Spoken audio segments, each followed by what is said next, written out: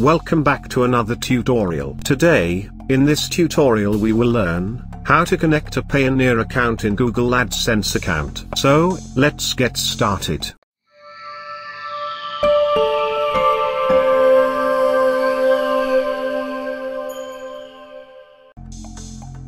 First, you have to sign in to your Payoneer account.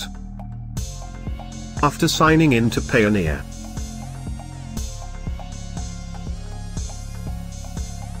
signing in your Google AdSense account. Now go to the Payments section of the Google AdSense account. Click on Add a Payment Method option.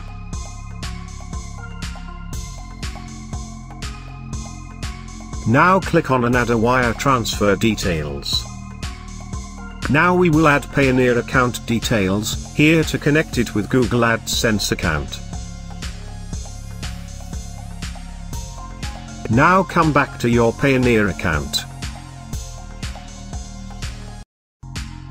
Go to Receive option and click on Global Payment Services. Here we can see the account details of our Payoneer account. We have to add USA bank account details in our Google AdSense account. Now copy the account details one by one and paste exactly in your AdSense account. After adding account details, click Save. And you are all done.